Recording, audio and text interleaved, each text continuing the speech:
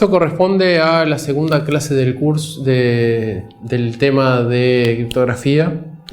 Recordando un poquito, la clase pasada, o el video pasado, estuvimos viendo sobre todo algoritmos de descifrado y vimos que clasificábamos, teníamos los algoritmos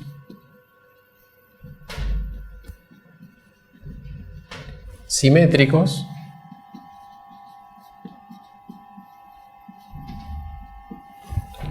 ¿sí? Dentro de estos clasificamos en cifrados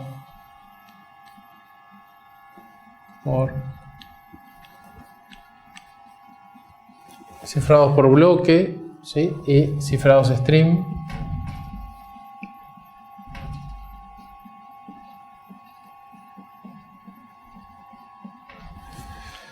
Y ¿qué significaba que los algoritmos fueran simétricos?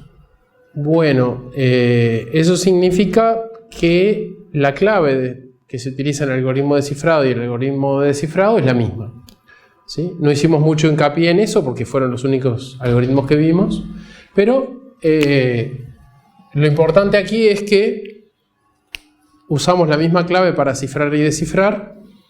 Y por lo tanto tenemos que compartir entre el transmisor y el receptor una clave común. Dentro de estos vimos los cifrados por bloque y los cifrados stream. Los cifrados por bloque son aquellos donde tengo que tener bloques de tamaño fijo y cada bloque se cifra utilizando la clave independientemente de los demás. Vimos que eso nos podía traer algunos inconvenientes, entonces hay maneras de encadenar el cifrado en bloque cuando mi texto plano no es del tamaño de un bloque, cuando es más grande, ¿sí? Simplemente formas de decir, bueno, para el segundo bloque utilizo parte de lo que salió del cifrado del primero, de forma de que al mismo bloque no le corresponda siempre el mismo texto cifrado, ¿sí? Y después, muy rápidamente, hablamos de cómo funcionan los cifrados stream, que se basan en un generador de números pseudoaleatorios, ¿sí?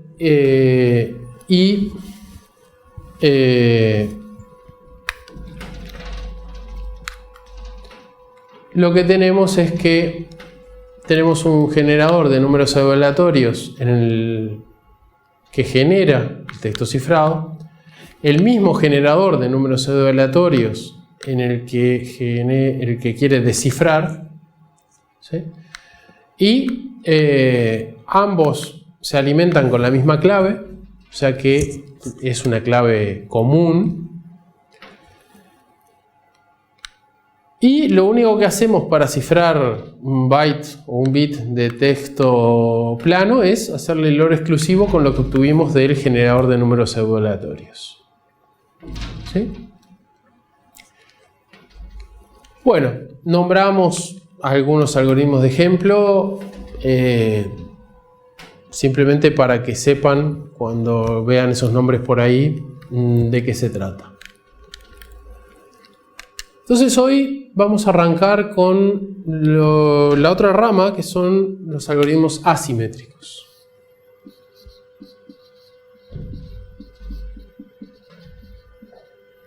Algoritmos de cifrado asimétricos.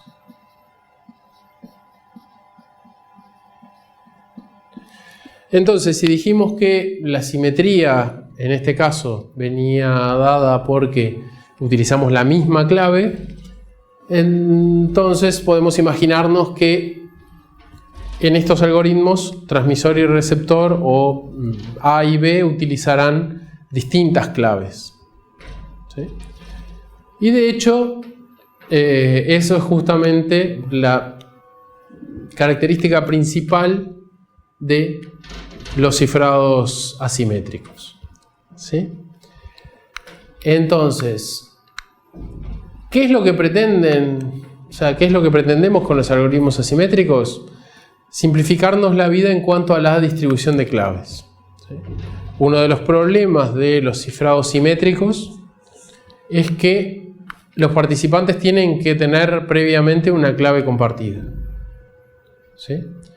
Eso quiere decir que tengo que tener algún tipo de comunicación segura con mi contraparte antes de empezar.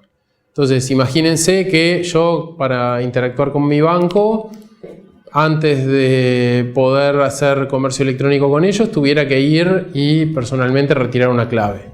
Lo mismo con Amazon, lo mismo con Mercado Libre, lo mismo con...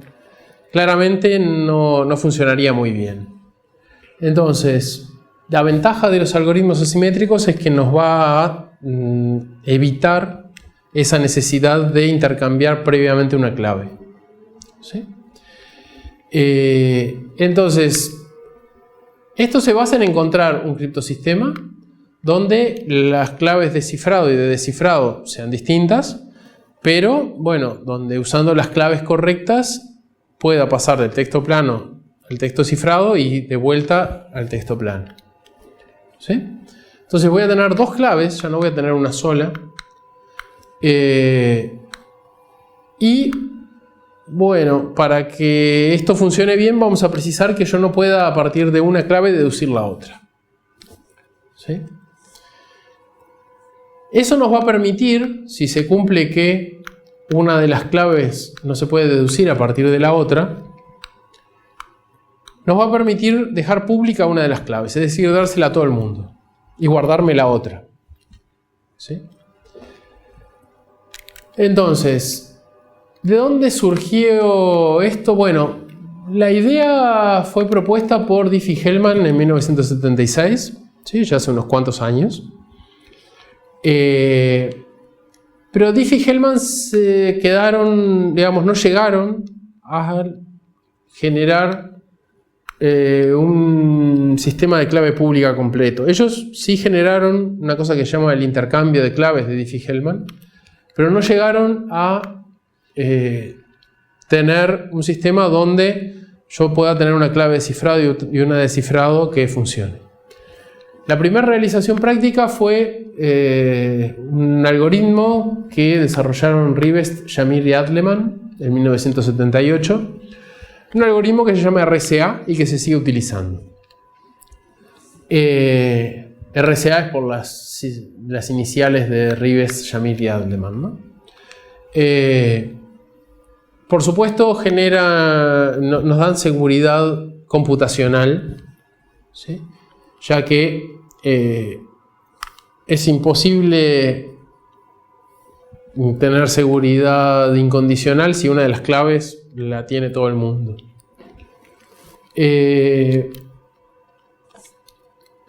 La seguridad en sí de los criptosistemas asimétricos se basan en propiedades matemáticas, en problemas matemáticos que son, digamos, difíciles de resolver en un sentido, pero relativamente fáciles de resolver en el otro. ¿A qué me refiero? En el caso de los cifrados asimétricos, la idea es que la clave privada, si yo solamente tengo la clave pública, solo se puede obtener con un problema que matemáticamente es extremadamente difícil. ¿Sí? Mientras que si yo genero las dos claves juntas, la clave pública y la clave privada al mismo tiempo, eso es relativamente fácil. ¿Sí? Entonces, yo puedo generar las dos claves, entregar una, y como a partir de una de ellas encontrar la otra es muy difícil matemáticamente, estar tranquilo de que nadie va a encontrar la clave que me quedé guardada. ¿Sí?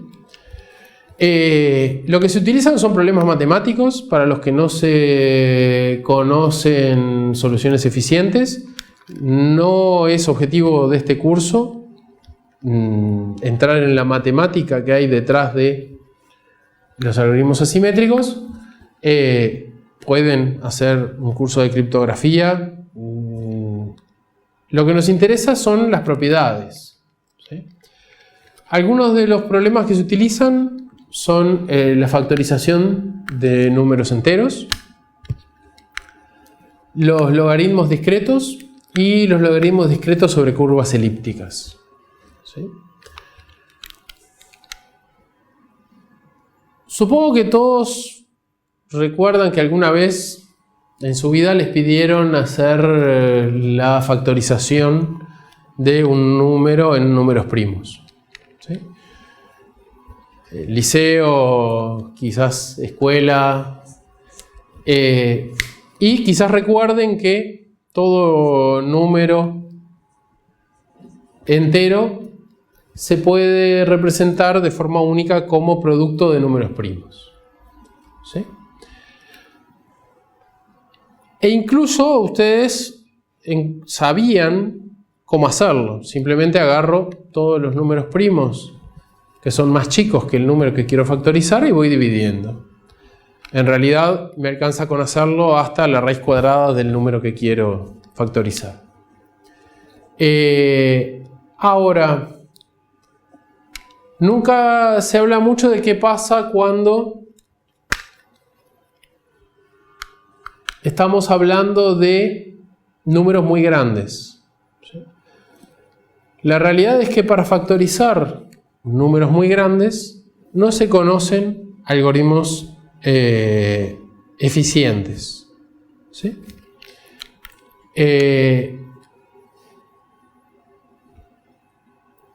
Hay algunos algoritmos para intentar factorizar números grandes, pero la realidad es que son extremadamente lentos para números muy grandes, ¿sí? Entonces, RCA lo que hace es decir, bueno, tengo este problema que es muy difícil, la factorización, vamos a encontrar un criptosistema que se base en la factorización para su seguridad.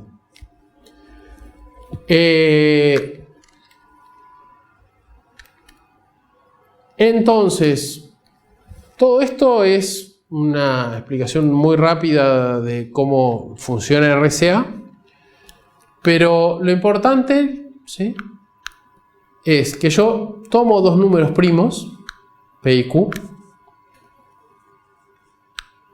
hago el producto. Acá estamos hablando de llegar a ¿cómo es? A n de cientos o miles de bits, ¿sí? Entonces son números primos muy grandes, pero existen formas relativamente eficientes de encontrar esos números grandes, esos números primos grandes, ¿sí? Y en base a esos números primos se hacen una cantidad de cuentas, o sea, se toma este otro número que claramente no es primo, ¿sí? Porque en particular, si estos son primos, estos son pares. Se toma otro número, E, que tiene que ser primo con este y tiene que pertenecer a este cuerpo. Y se encuentra otro número, tal que E por D sea 1 módulo φ(n), es decir, es el inverso en este cuerpo de el E, el inverso multiplicativo. Esto, digamos, no se preocupen por los detalles de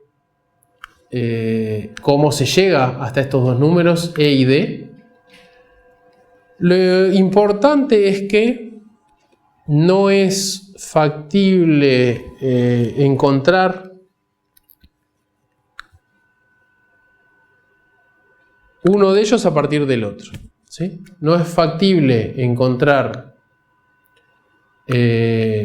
conociendo el n y conociendo lo que va a ser la clave privada de la persona, perdón, la clave pública, encontrar la clave privada, ¿sí?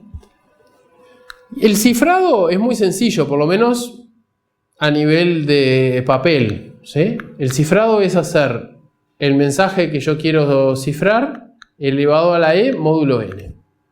Esto suena espantoso porque es un número muy grande, pero hay formas eficientes de hacer esta cuenta, ¿sí? O sea que hacer esta cuenta no es un problema.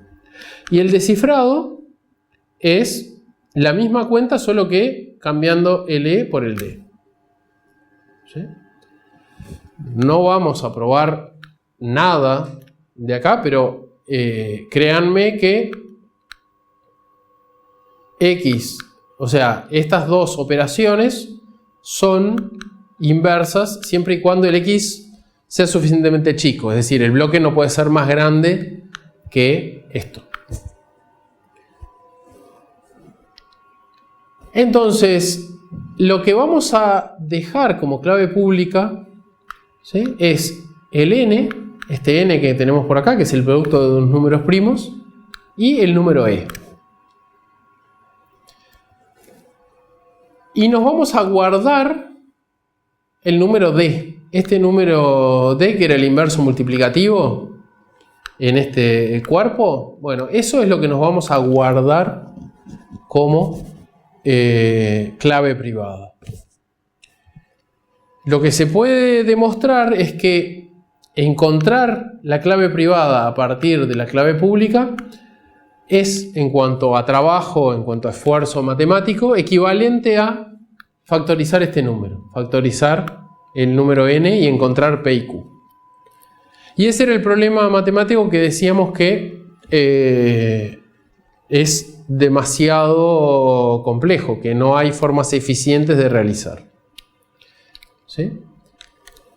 Entonces, ¿qué pasaría si alguien encontrara una forma eficiente de factorizar números primos? Bueno, sencillamente RSA dejaría de funcionar, porque cualquiera podría, a partir de la clave pública, encontrar la clave privada. Pero digamos que ese es un problema que los matemáticos están tratando de resolver desde hace 400, 500 años. Así que, digamos, creemos que no se va a encontrar un algoritmo eficiente para factorizar números primos. ¿De qué tamaños estamos hablando? Bueno, hoy en día lo que se recomienda ya es trabajar con claves, con productos de números primos de 2048 bits, ¿sí? 1024 como mínimo, pero ya estamos hablando de 2048 bits. Es decir, que las claves aquí van a ser bastante más grandes que las claves, por ejemplo, de AES, que eran, si recuerdan, de 128 bits. ¿Eso por qué? Bueno, porque para números más chicos, en realidad se pueden llegar a factorizar con mucho esfuerzo computacional, pero se pueden llegar a factorizar, ¿sí? Entonces, hoy en día la recomendación es ir a claves de 2048 bits o 4096 bits, ¿sí? ¿Cómo utilizamos RSA? Para empezar, alguien tiene que generar un par de claves. Y la idea es que las tiene que generar el que se va a quedar con la clave privada, ¿sí? De forma que esté seguro que nadie más conoce esa clave privada. Entonces, si Alice es quien quiere generar sus claves pública y privada, lo que hace es todas estas cuentas, ¿sí? Calcula dos números primos y hace todas estas cuentas para encontrar el E y el D, ¿sí? El E, dependiendo de para qué uso yo la clave, no tiene por qué ser muy grande, ¿sí? Podría ser un E relativamente chico, ¿sí? El E, recuerden, va a ser la clave pública, ¿sí? Si yo tomo un número que además es primo, ya me aseguro que es primo con el phi sub n, ¿sí? Y después, bueno, calculamos D. La parte de clave pública es el n y el e. Es decir, el n, el producto de los dos números primos, es algo que yo le voy a dar a todo el mundo. El D, en cambio, es lo que yo me tengo que guardar muy bien, ¿sí? Si alguien encuentra el D, entonces se puede hacer pasar por mí, puede descifrar mis mensajes, ¿sí? Pero bueno, entonces la primera etapa es generar el par de claves. Una vez que tengo las dos claves, la segunda parte es usarlas para algo. Imaginemos que lo que queremos hacer es enviar mensajes secretos. A puede utilizar su clave privada para enviar mensajes secretos a otro. No parece posible. Entonces, las claves pública y privada de Alice, para lo que me sirven es para que otros puedan enviarle mensajes cifrados a Alice, ¿sí? No sirven para que Alice envíe mensajes cifrados. Entonces yo, si soy Bob y quiero enviarle un mensaje cifrado a Alice, lo que hago es, primero que nada, obtener la clave pública de Alice. Supongamos que Alice publicó su clave pública en su página web, entonces voy a la página web, copio la clave pública y utilizo esa clave para cifrar mensajes. Cuando quiero enviarle un mensaje a Alice, represento el mensaje como un bloque de bits, como un entero. No puede ser demasiado grande, ¿sí? Usualmente se le da un formato. De hecho, si buscan esto en internet, PKCS número 1, van a encontrar una de las propuestas de cómo armar un mensaje para ser cifrado con RSA, ¿sí? Y calculamos RSA de ese mensaje. Es decir, hacemos el mensaje tomado como un entero elevado a la e módulo n, ¿sí? Como les comenté, hay una forma razonablemente eficiente de calcular esto, que por supuesto no es elevar m a la e y después hacer módulo n, se va haciendo iterativamente. Una vez que obtengo esto, lo envío. Alice, esperemos, recibe esto y lo que va a hacer es tomar su clave privada y realizar la operación de descifrado, ¿sí? Va a tomar el D, calcular el mensaje cifrado a la D módulo n y va a encontrar un m' que debería ser igual al m que le fue enviado. Si tenemos redundancia, que en general siempre la vamos a tener, verificamos que la redundancia sea correcta.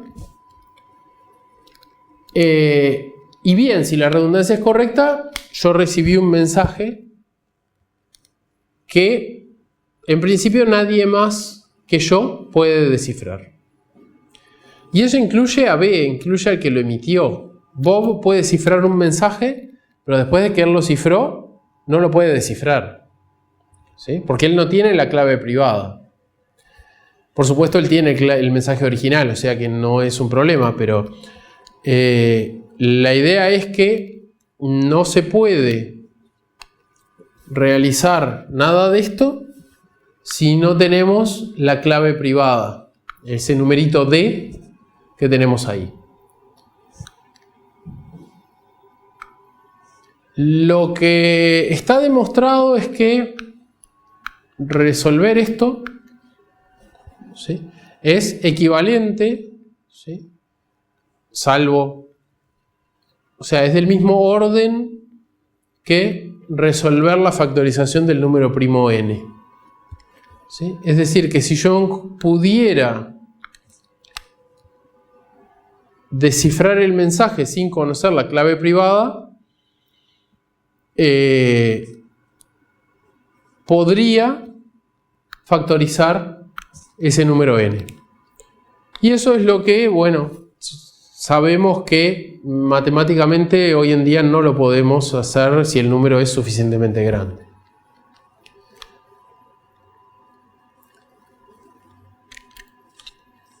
Hay otro uso de los algoritmos asimétricos. Yo estoy usando como ejemplo RCA, pero no es el único algoritmo que hay, que es la base de lo que vamos a llamar firmas digitales. ¿Sí? Nos falta todavía una pequeña herramienta para llegar a las firmas digitales, pero una de las cosas que vamos a precisar para las firmas digitales como se utilizan hoy en día es un algoritmo de cifrado asimétrico. Entonces, algo que podríamos hacer si yo quiero de alguna manera firmar un mensaje es cifrar el mensaje con la clave privada. ¿Qué pasa si yo cifro el mensaje con la clave privada? Hago m a la d módulo n y envío el mensaje y la firma.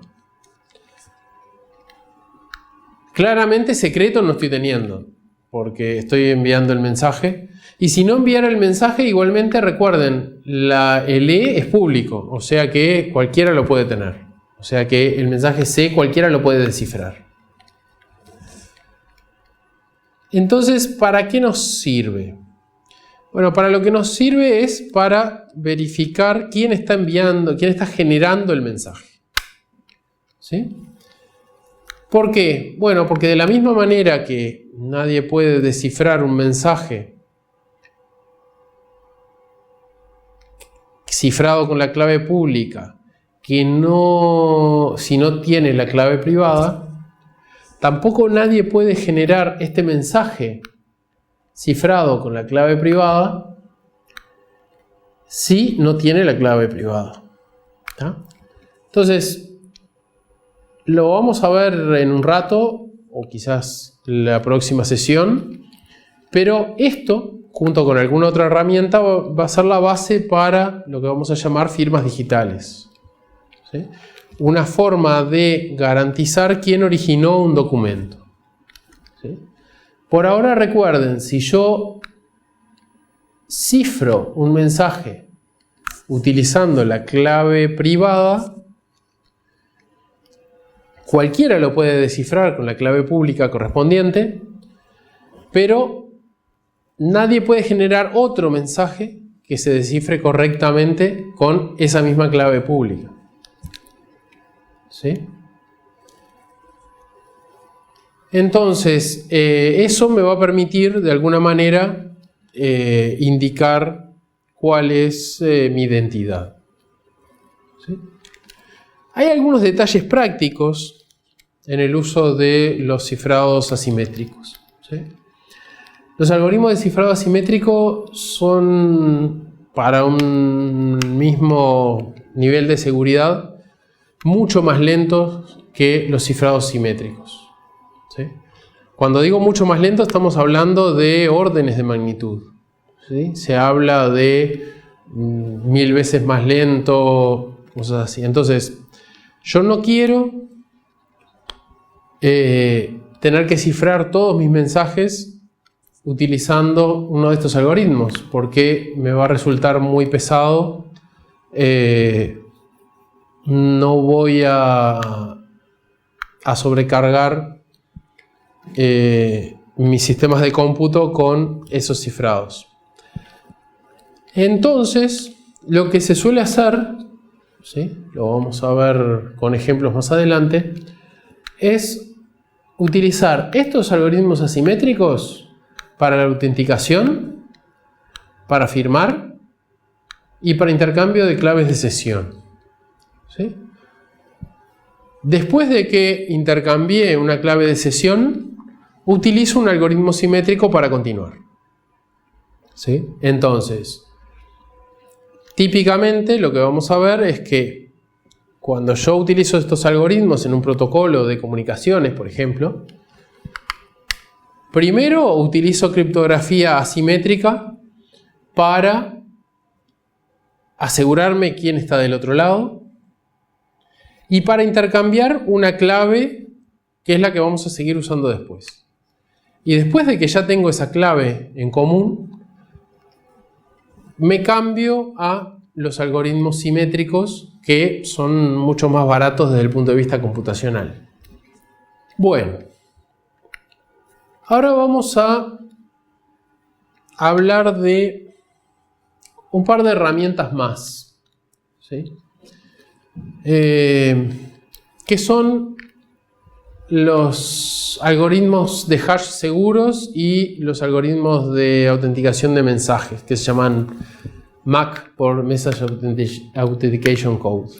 ¿Sí? Ustedes trabajan con funciones de hash para otras aplicaciones. En seguridad utilizamos funciones de hash, pero que tienen que cumplir algunas propiedades más que nos permiten utilizarlas en seguridad. ¿Sí? Pero más allá de eso, la idea de una función de hash es que yo tomo un mensaje de largo arbitrario y lo convierto en un resumen de largo fijo. ¿Sí? Tengo mi mensaje, principio de largo arbitrario, lo pongo en la licuadora del algoritmo de hash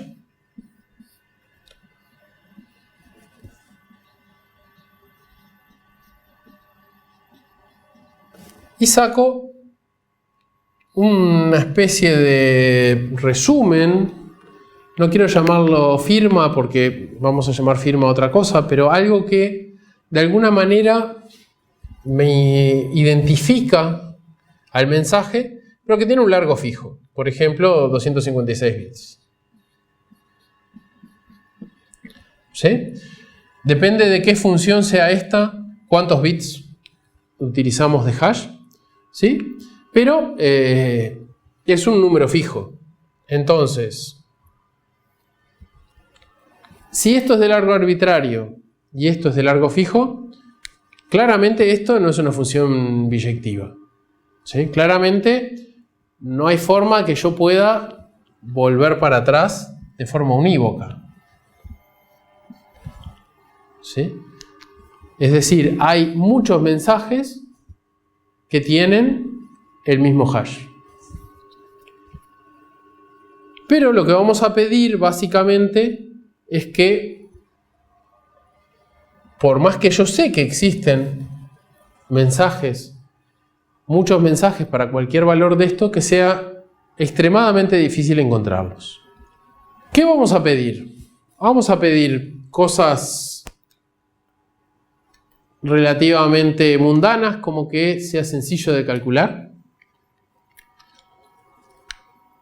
que sea una función compleja de todos los bits del mensaje, que típicamente si yo modifico un bit del mensaje se modifiquen más o menos la mitad de los bits del hash. ¿Sí? Y las propiedades quizás más importantes desde el punto de vista de la seguridad, que podríamos resumirlas con que tienen que resistir colisiones, donde una colisión la interpretamos como encontrar dos mensajes que tengan el mismo resumen, el mismo hash. ¿Sí? Primero vamos a pedir que, dado un resumen, es decir, si yo conozco esto, yo no puedo encontrar un mensaje cuyo resumen sea el número que me dieron. ¿Sí? Después vamos a pedir que dado un mensaje, sea computacionalmente imposible encontrar otro mensaje con el mismo resumen, con el mismo hash. ¿Sí? Y por último, vamos a pedir que sea computacionalmente imposible encontrar dos mensajes cualquiera que tengan el mismo resumen. ¿Sí? ¿Cuál es la diferencia entre esto y esto?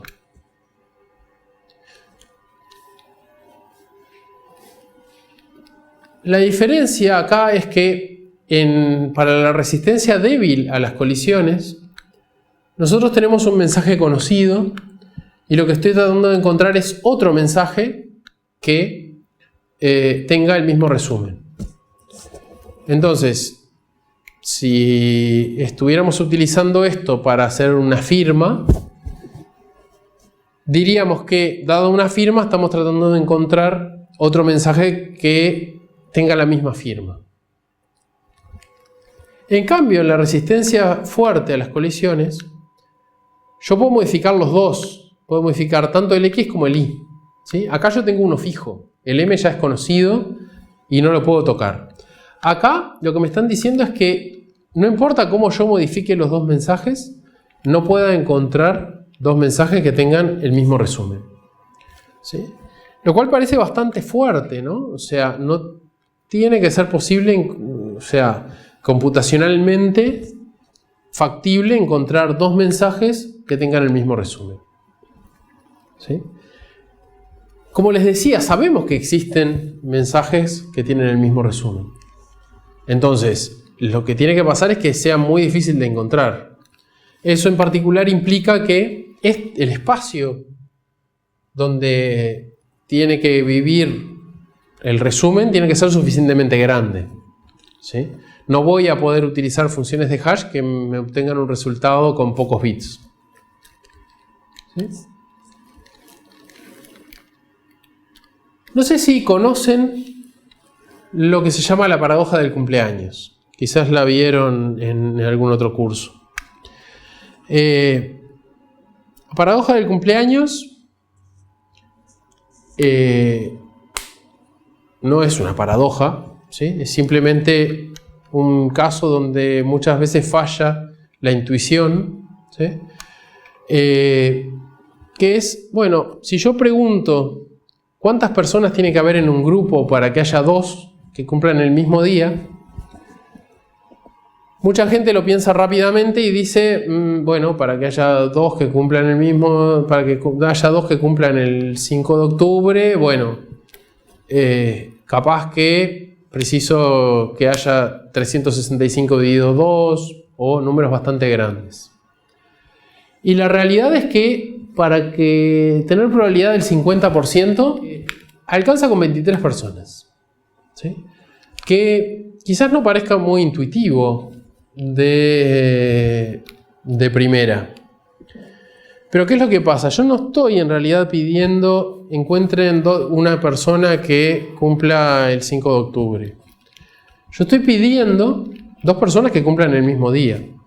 Entonces, si tengo dos personas, bueno, tendrían que cumplir los dos el mismo día, la probabilidad es bastante baja.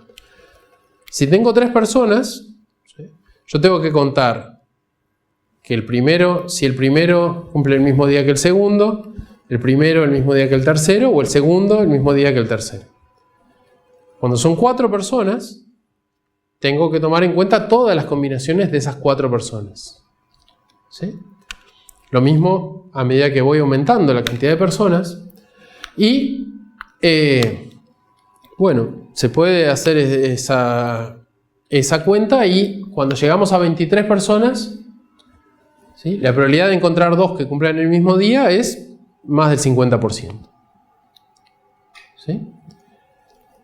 ¿Qué tiene eso que ver con lo que venimos hablando? Bueno, que recuerden lo que dijimos recién de la resistencia a las colisiones. La resistencia débil a las colisiones es decirles, bueno, este compañero cumple el 5 de octubre, encuentren otro que cumplan la misma fecha. La resistencia fuerte a las colisiones, es decir, encuentren dos compañeros que cumplan el mismo día, no importa qué día. ¿Sí? Entonces,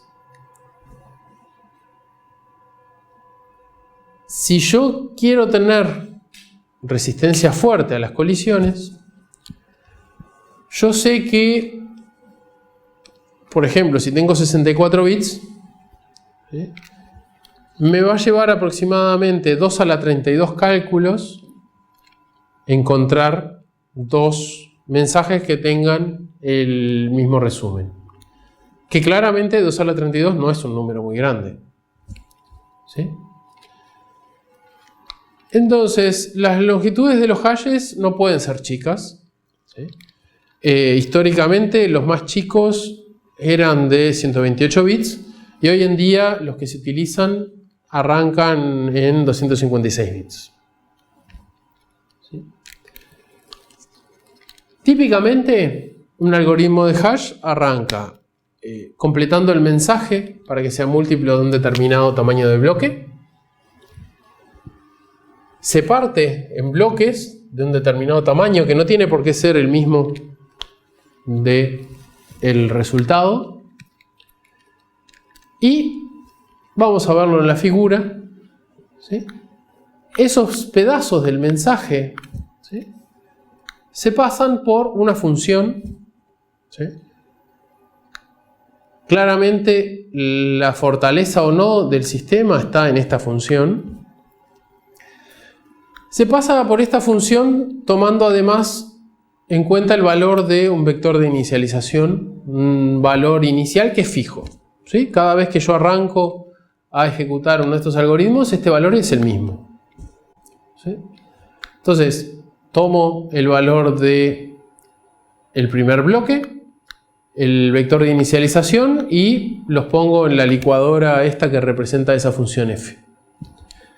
Eso me va a dar un determinado resultado.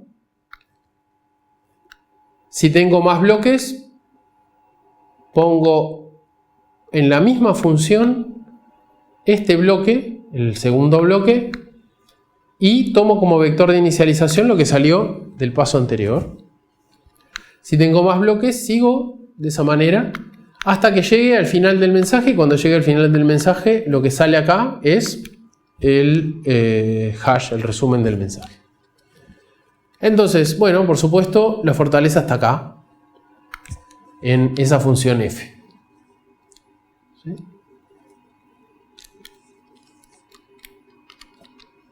¿Para qué se utilizan?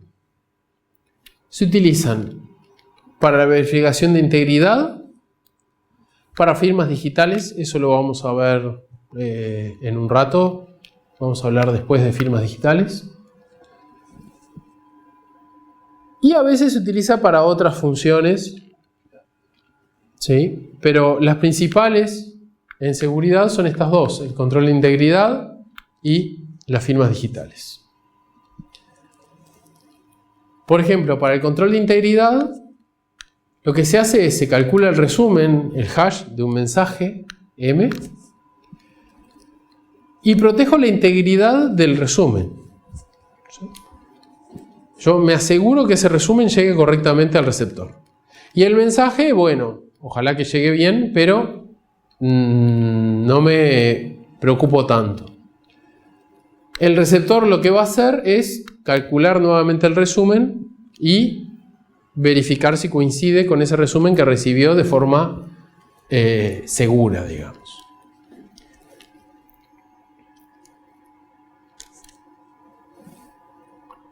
Esta parte de cómo lo enviamos, cómo protegemos la integridad del valor del resumen, la vemos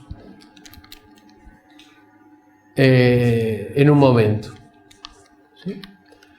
Algunos algoritmos populares, no quiere decir que sean buenos, pero desgraciadamente todavía estos primeros son populares.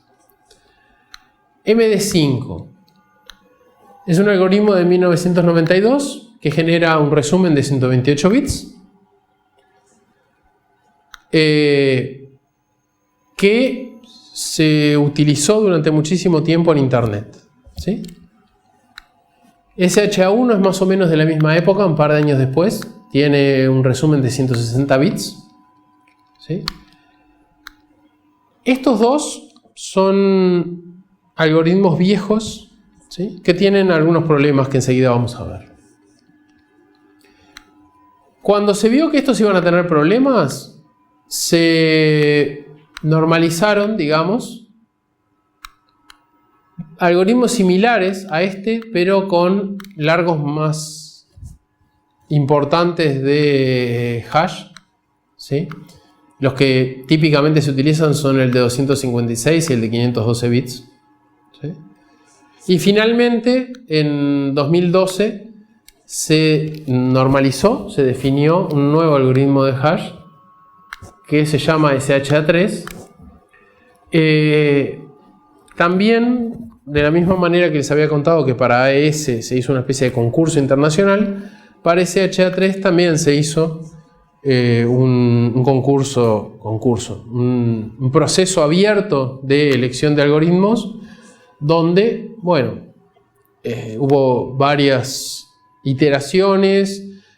Por supuesto, la academia trataba de quebrar cada una de las propuestas, ¿sí? Y se iban descartando aquellas que eran más débiles, hasta que, bueno, se llegó a un algoritmo que es el que se normalizó como SHA-3.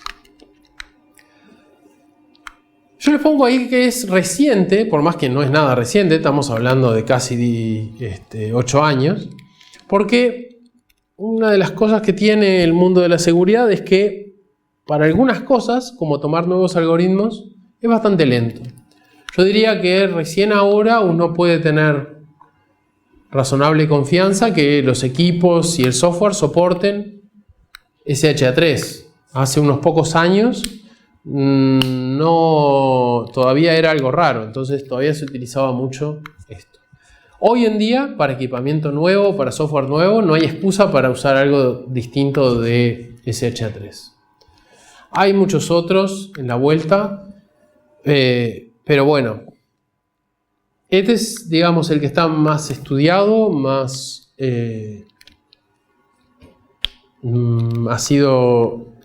ha tenido más intentos de ataque, porque claro, una vez que se decide que, bueno, este es el algoritmo que todo el mundo usa, si yo puedo sacar un paper mostrando que este algoritmo es débil, bueno, ya tengo quizás mi doctorado, mi maestría, ya tengo mis estudios avanzados. Entonces, bueno, ha sido muy estudiado desde antes de que saliera y ahora también. Y para que entiendan por qué queríamos salirnos de MD5 y de SHA-1, ¿sí? En el 2004, un grupo de gente logró encontrar dos mensajes que tienen el mismo resumen utilizando MD5. ¿Sí? ¿Eso qué significa? ¿Que MD5 no sirve para nada? Bueno, no. Porque lo que atacaron fue la resistencia fuerte a las colisiones, ¿sí? Es decir, yo tengo que poder modificar los dos mensajes para obtener una colisión. Al día de hoy no se sabe cómo, dado un mensaje y su resumen, encontrar otro mensaje que tenga el mismo resumen. Pero esto alcanza para atacar muchas cosas, ¿sí? ¿Por qué? Bueno, porque muchas veces yo trabajo con documentos generados por otro, ¿sí? No siempre yo puedo asegurarme que uno de los mensajes está fijo, ¿sí? Entonces, una vez que alguien puede generar mensajes que tienen el mismo resumen, puede hacer pasar un mensaje por otro, ¿sí? Entonces, puede, por ejemplo, hacerme firmar un mensaje y después usar esa firma para otro mensaje. Puede hacerme firmar una transacción y después enviar al banco otra transacción modificada, pero que tiene el mismo resumen, tiene la misma firma, ¿sí? Entonces, esto básicamente es el certificado de defunción para MD5. ¿Sí? La recomendación hoy es que MD5 no debería utilizarse para nada. Por más que hay algunas aplicaciones donde sería seguro, ¿sí? Aquellas que no dependan de la resistencia fuerte a las colisiones, pero bueno, el ideal es, ya hace 8 años que tenemos un algoritmo mucho más fuerte, abandonemos estos algoritmos antiguos. Desgraciadamente, probablemente encuentren en su vida laboral, si trabajan con equipos de seguridad, encuentren cosas viejas configuradas todavía con MD5. SHA-1 hasta hace no tanto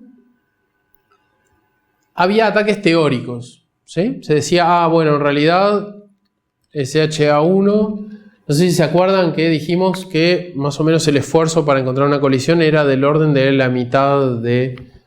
o sea, el exponente es la mitad de los bits, ¿sí? Entonces, como SHA-1 es de 160 bits, el esfuerzo por fuerza bruta es de 2 a la 80 operaciones. Bueno, hubo varios trabajos a partir de 2005 donde iba bajando la cantidad de esfuerzo que se precisaba, pero no hubo mucho más ruido hasta 2017, cuando apareció esto, ¿sí? Un equipo en Google. Ellos tienen mucha capacidad que, bueno, no sé si está ociosa o no, pero bueno, la pudieron utilizar para esto. Encontraron la primera colisión conocida del algoritmo SHA-1. ¿Sí? Lo que dicen es, esta es la cantidad de operaciones que precisaron hacer. Son muchas, pero bueno, las pudieron hacer. ¿Y qué es lo que pasa? Una vez que uno tiene una colisión, generar otras colisiones es relativamente fácil. No vamos a verlo aquí, pero lo van a ver en el laboratorio, que dada una colisión, generar dos archivos que colisionen no es difícil, ¿sí? Entonces, una vez que se encontró una colisión en SHA-1, claramente SHA-1 también hay que dejar de usarlo, ¿sí? Entonces, lo que nos va quedando hoy en día es SHA-3, y en aplicaciones, equipos que todavía no soporten SHA-3, que desgraciadamente todavía se pueden encontrar por ahí, por lo menos utilizar SHA-2 con 256 bits o SHA-2 con 512 bits, que son algoritmos de hash que, por lo menos hasta lo que se conoce al día de hoy, son fuertes, ¿sí? Son adecuados. No todos los usos de SHA-1 y de MD5 están afectados, ¿sí? Entonces, hay quienes les pueden decir, no, pero en este uso en realidad no pasa nada porque no dependo de la resistencia fuerte a las colisiones. Pero ya va siendo tiempo de que abandonemos estos algoritmos. Entonces, bueno, no utilizarlo salvo para cosas legacy que no podamos modificar. Bueno, un conjunto de algoritmos que están relacionados con los algoritmos de hash son los algoritmos de autenticación de mensajes, que se llaman Message Authentication Codes en inglés, MAC. Entonces, en general los van a ver por ahí como algoritmos de MAC. Esto no tiene nada que ver con, por ejemplo, la capa MAC de redes, ¿sí? Esto es autenticación de mensajes. Y se parecen bastante a las funciones de hash, excepto que aparece una flecha más, que es una clave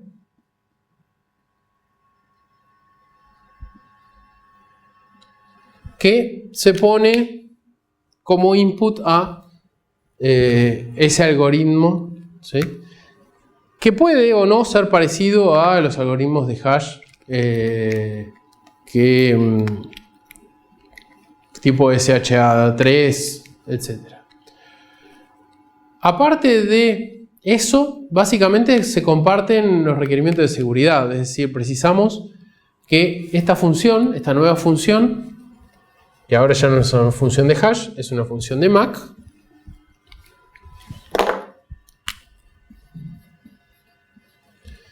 sea resistente a las colisiones, es decir, no tengo que poder encontrar una colisión entre dos mensajes arbitrarios, pero le agregamos un par de requerimientos que son que no podamos recuperar la clave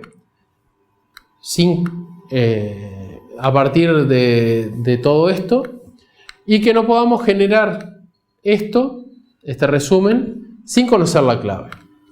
¿Sí? Parece razonable.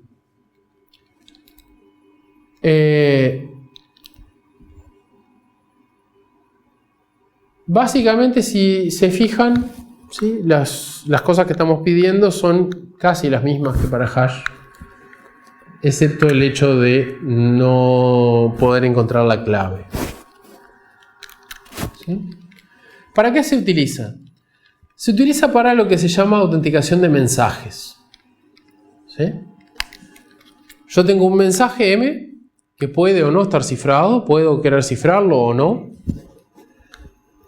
pero le aplico el código de autenticación de mensajes y lo concateno, es decir, envío el mensaje y lo que salió de acá. Eso es lo que viaja por el canal. Cuando llega al receptor, yo tengo por un lado el mensaje, por otro lado esta comprobación, y lo que puedo hacer es volver a calcular la comprobación y compararla con lo que recibí. ¿Sí? ¿Para qué me sirve esto?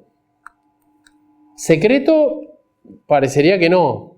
El secreto tendría que hacerlo por otro lado, cifrando el mensaje. Bueno, para lo que me sirve es para asegurarme que el mensaje salió de alguien que tiene la misma clave que yo.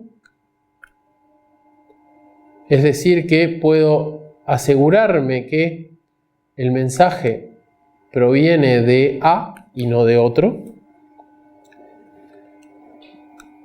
Y de Yapa tengo un control de integridad, porque si se modifica el mensaje, ¿sí? Como justamente no puedo encontrar dos mensajes que tengan el mismo código de autenticación, obtengo que el mensaje no fue modificado si estas dos cosas son iguales. ¿Sí? Una cosa interesante es que las funciones de MAC se pueden generar a partir de la función de hash. De hecho,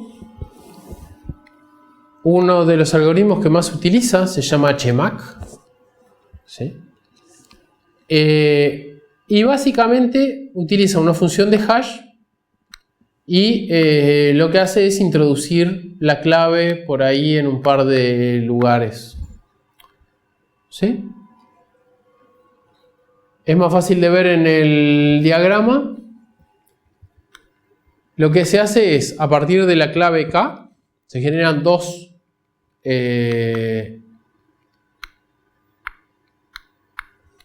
esta debería ser K menos.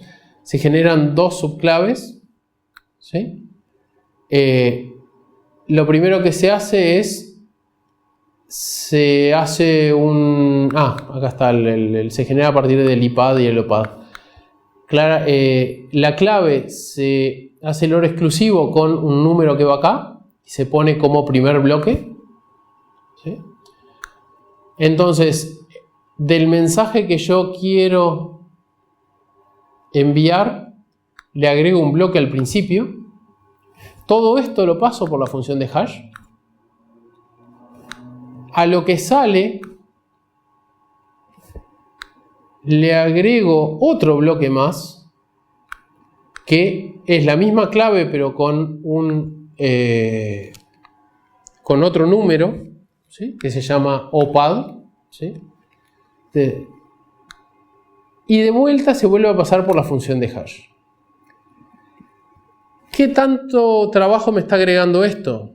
Esto me está agregando un bloque acá que tengo que hacer pasar por la función de hash y después hacer pasar por la función de hash estos dos bloques. O sea que en realidad son 3 iteraciones más de la función de hash para obtener el HMAC, ¿sí? Y HMAC tiene una prueba rigurosa que dice que si el hash es fuerte, si el hash es resistente a las colisiones, entonces HMAC es seguro, ¿sí? Y me alcanza con la resistencia débil a las colisiones, ¿sí? No es necesaria la resistencia fuerte a las colisiones. ¿Eso qué quiere decir? Que lo importante es usar una buena función de hash. Si yo uso una buena función de hash, entonces HMAC es seguro. Tradicionalmente se utilizaba MD5 o SHA-1 como algoritmo de hash y se está migrando a las funciones SHA-3 o SHA-256, ¿sí? Es cierto que HMAC no depende de la resistencia fuerte a las colisiones, o sea que todavía sería seguro, pero no parece razonable seguir utilizando estos dos.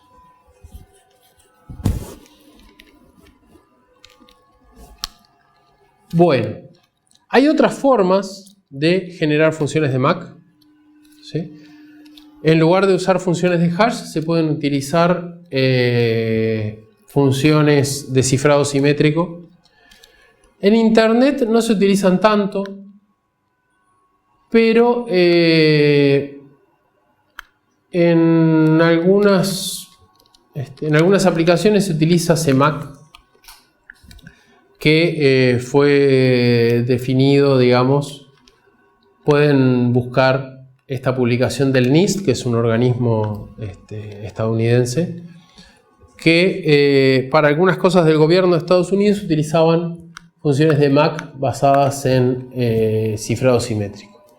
No vamos a entrar en detalles de eso, simplemente sepan que hay distintas formas de generar una función de MAC, que en Internet la más común es HMAC, pero en otras aplicaciones pueden aparecer otras formas de generar funciones de hash que son tan seguras como HMAC. Bueno, ¿dónde se utilizan estas cosas? Los hashes seguros se utilizan en las firmas digitales, eso lo vamos a ver luego. Para verificación de integridad, si yo mando de una forma segura ese hash, entonces puedo verificar la integridad de un mensaje. Como identificadores únicos para archivos, por ejemplo, en las redes peer-to-peer, BitTorrent, otras redes se utilizan para identificar los archivos y los bloques de los archivos. ¿Por qué? Bueno, porque yo no quiero que alguien haga pasar un bloque como que perteneciera a otro archivo, ¿sí? Entonces, el hecho de que no pueda haber colisiones en la función de hash, o que no se puedan encontrar colisiones en la función de hash, evita que alguien pueda introducir bloques haciéndose pasar por otro archivo. Algo que dice acá, comparación con un archivo que no puedo ver. ¿Qué significa eso? Imagínense que yo tengo una cantidad de datos, ¿sí? No sé, una base, por ejemplo, de virus informáticos, ¿sí? Yo tengo una gran base de virus informáticos, pero en realidad no quiero que los demás puedan acceder. Pero quizás quiero sí que otros puedan comparar, puedan decir, esta muestra de virus que encontré está o no está en la base de virus.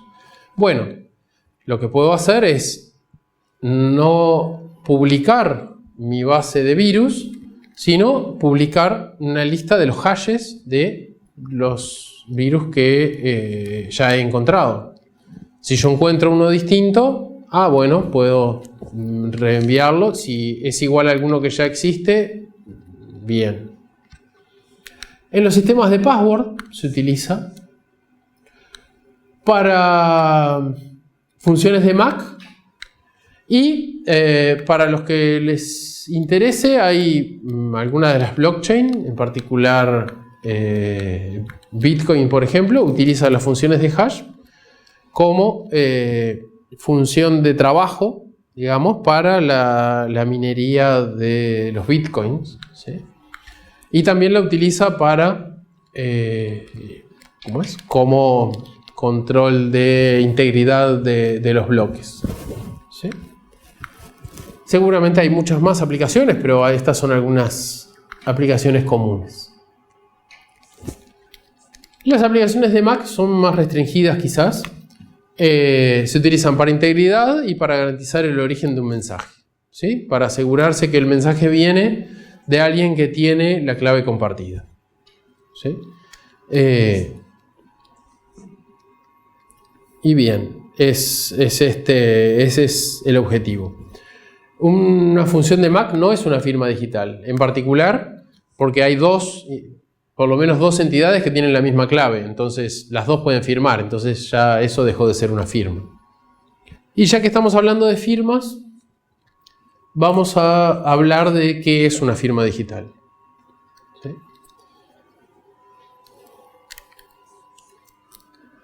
¿De dónde surgió la idea de las firmas digitales? Bueno, una de las motivaciones de las firmas digitales es tratar de sustituir las firmas manuales de los documentos, ¿sí?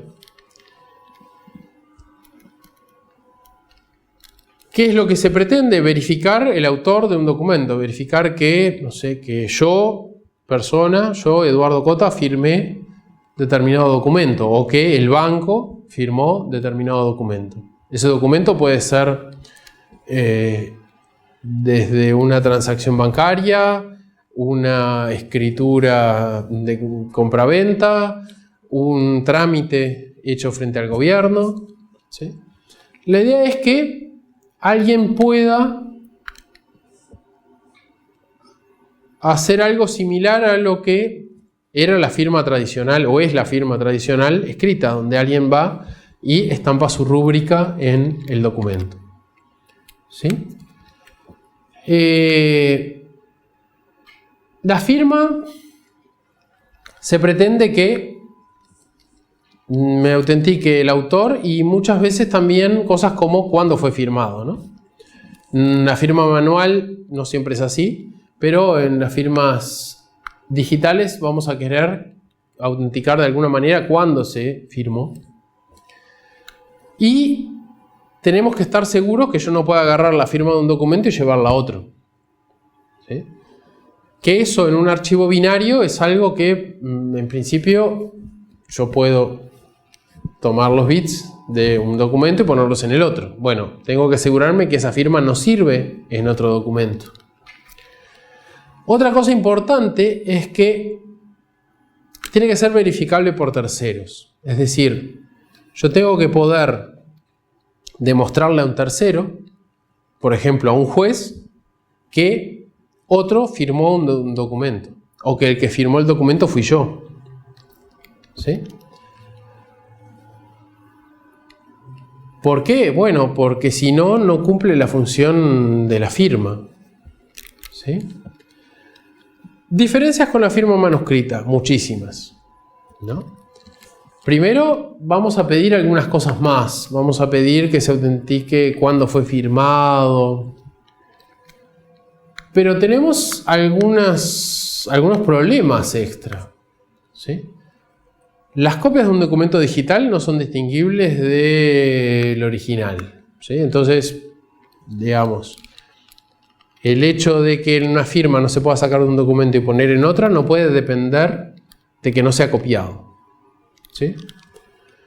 Y además hay algo que hay que tomar en cuenta, que es que las cuentas que vamos a hacer, porque a fin de cuentas calcular una firma digital es hacer una cantidad de cuentas matemáticas, no las voy a hacer yo. Yo no puedo hacer a mano las cuentas que implica generar una firma digital. Las va a hacer una computadora. Entonces, entre el individuo que firma y la firma, hay un hardware, hay un sistema operativo, uno o varios programas, que dependiendo de la situación podemos estar hablando de un setup muy seguro, con módulos de hardware específicos para hacer las firmas, o podemos estar hablando de la PC de mi casa que quién sabe si tiene algún virus troyano que no sabemos si realmente es confiable. ¿Sí? Entonces, lo que nos dice una firma digital es que un programa que tuvo acceso a la información privada del individuo que firma, ¿sí?, realizó unas operaciones que dependen del documento y depende de esa información privada. ¿Sí? No me dice que yo estaba frente al teclado. Si todo está bien, debería ser así. Debería estar yo frente al teclado cuando se hace la firma. Pero tenemos que tener ciertos cuidados. ¿Qué problemas queremos resolver? Uno, la autenticidad del emisor. Es decir, estar seguros que el que firma es mi banco, por ejemplo. Dos, la integridad del mensaje. Que la firma corresponde con ese mensaje, no con otro mensaje. ¿Sí? Que es, en algunos casos, quiero verificar que es un mensaje actual. ¿Sí? O que fue firmado cuando dice haber sido firmado. Después, una función que con Gustavo nombraron, que se llama no repudio. ¿Sí? El no repudio, ¿sí?, en este contexto, lo que quiere decir es que una vez que se realizó una operación, el que la realizó no pueda decir que no la realizó. ¿Sí? Es decir, que una vez que yo, por ejemplo, firmé un documento, no pueda después decir, ah, no fui yo, tiene que haber sido otro. ¿Sí? Eso es lo que queremos, ¿no? Eso es muy importante para transacciones, ¿sí?, para intercambio de bienes, porque si alguien después pudiera ir y decir no fui yo, tenemos un problema. ¿Quién va a confiar en un sistema donde cualquiera se puede echar para atrás y negar haber realizado una transacción? Otras cosas que nos gustaría poder hacer es la detección de usurpación de identidad, es decir, detectar automáticamente si alguien está robando mi identidad. Y que sea verificable por terceros. Poder ir ante un juez y decirle, miren, ve que acá firmó, acá está la documentación. Si logramos todo, ¿sí?, ojalá, digamos, hay cosas que son bastante difíciles de lograr, como por ejemplo esto, la detección de usurpación de identidad. Es complicada, es un tema complejo. El resto, más o menos, con ciertas suposiciones se puede manejar.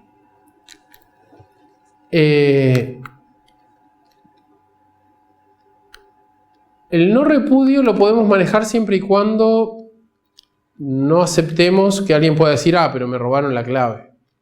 ¿Sí? ¿Qué es lo que pasa? Si yo digo me robaron la clave, entonces sí, alguien más puede haber firmado por mí. Entonces, lo que se hace hoy en día es algo parecido a lo que se hace con las tarjetas de crédito, que es que, bueno, uno es responsable de todo lo que se haga con esa clave hasta que yo reporto que fue robada. ¿Sí? Esos son temas abiertos, ¿sí? Porque no son temas que se resuelvan específicamente con criptografía, son temas más bien que dependen de la seguridad de todo el sistema. ¿Sí? Si me roban la clave, la mejor criptografía no va a solucionar el problema. Bueno, los sistemas prácticos actuales para realizar firmas digitales lo que hacen es utilizar criptografía asimétrica. ¿Sí? Algo habíamos adelantado cuando hablamos de algoritmos asimétricos. Dijimos que si ciframos un mensaje con la clave privada, para verificarlo lo único que tengo que hacer es descifrarlo y ver que es correcto con la clave pública. ¿Sí? El problema de hacerlo así es doble. Por un lado, que si voy a cifrar todo el mensaje y eso sería la firma, estoy duplicando el tamaño. Y después lo que ya comentamos de que los algoritmos simétricos son muy pesados, son muy lentos, muy caros desde el punto de vista computacional. Entonces lo que se hace es cifrar un hash del mensaje con la clave privada. ¿Sí? Cuando yo quiero firmar, lo que tengo que hacer es, permítanme, voy a ir un poquito para adelante en las diapositivas, enseguida volvemos. Yo tengo mi mensaje a firmar. Lo que hago es calcular el hash de ese mensaje con alguno de los algoritmos de hash. Puede ser SHA-2, SHA-3. Después de que tengo ese hash, acá cifro este valor con la clave privada y lo que envío es la concatenación del mensaje con lo que salió de aquí, es decir, con el cifrado de la función de hash. Esto es lo que viaja por el canal, lo que recibe el receptor. Y el receptor, ¿qué puede hacer? ¿Puede a partir de esto encontrar el mensaje? No. Pero lo que sí puede hacer es descifrar esto con la clave pública y compararlos. ¿Comparar qué? Comparar lo que acaba de descifrar con el cálculo del hash de este mensaje. ¿Sí? Fíjense que yo lo que estoy comparando es esto con lo que salió, con lo que está acá, que debería ser lo mismo. ¿Sí?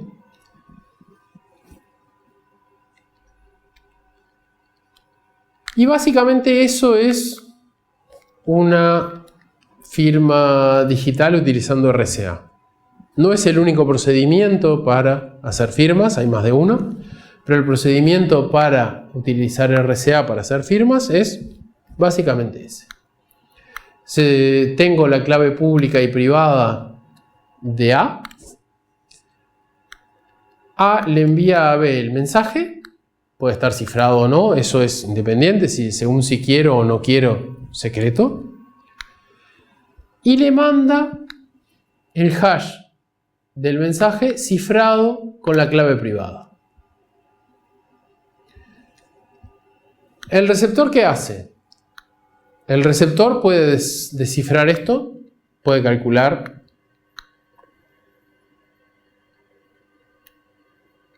esto. ¿Sí? Pero a partir de esto no puede volver al mensaje. Pero lo que sí puede hacer es calcular el hash del mensaje que recibió. ¿Sí? Entonces, el receptor calcula esto, descifra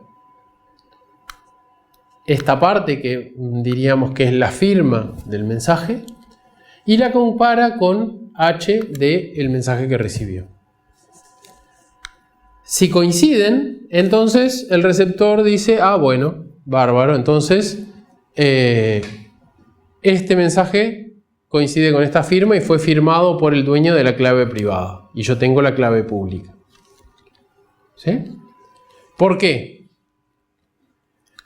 Porque si alguien tratara de sustituir el mensaje, tendría que lograr o quebrar la resistencia a las colisiones de la función de hash, o generar esta firma que solamente puede generar el que conoce la clave privada.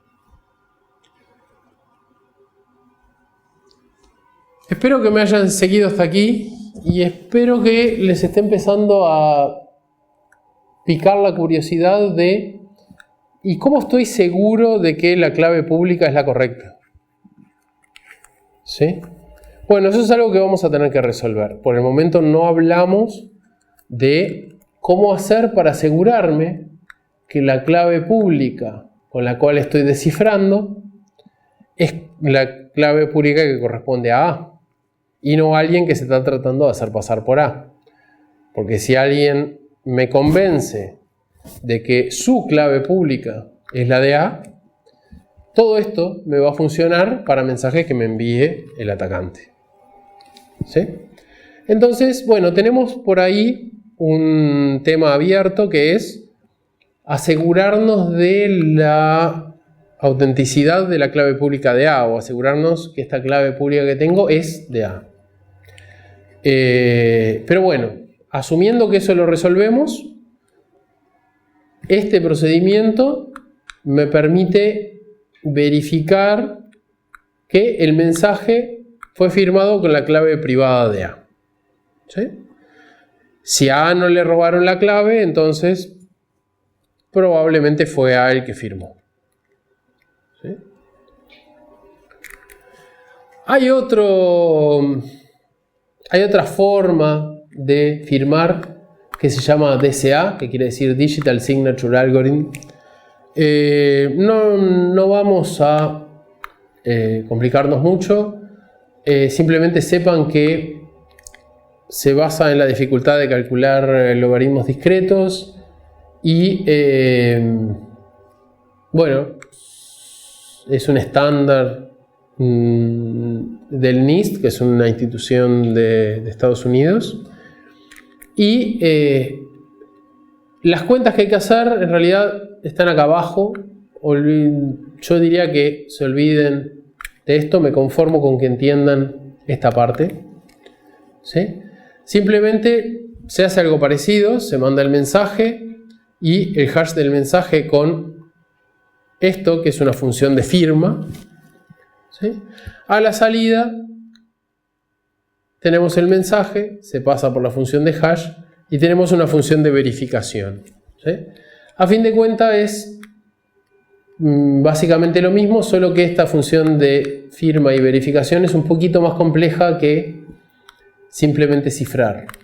Pero básicamente es lo mismo, es firmar acá y verificar acá. ¿Sí? Entonces, problemas que nos van quedando: cómo distribuir la clave pública. Yo soy A, quiero poder firmar documentos. ¿Cómo hago para que todo el mundo obtenga mi clave pública? Para el que recibe la clave pública, ¿cómo estar seguro de que la clave pública es de A?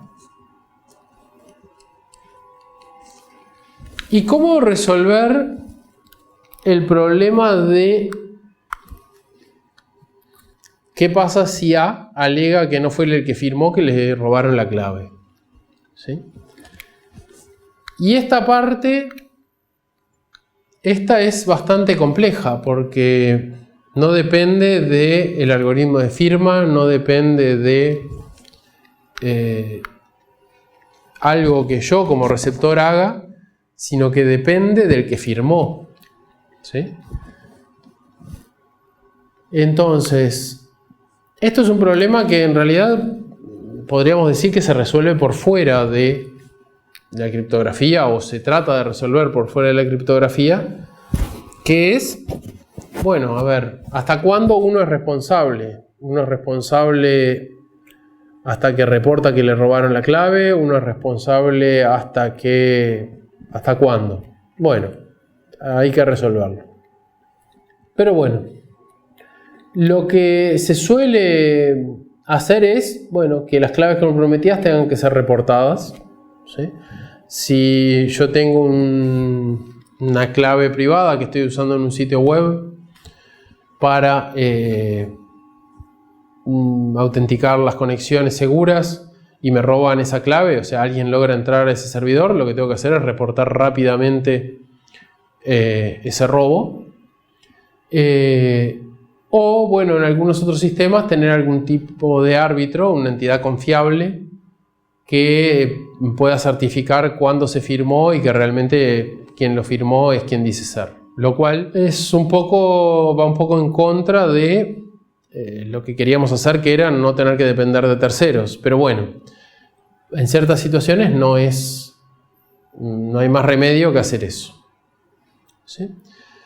Pero entonces tenemos un mecanismo de firma y si logramos resolver los problemas de distribución de claves, tenemos un sistema que, bueno, parece que podría funcionar para autenticar gente, instituciones, páginas web, lo que sea.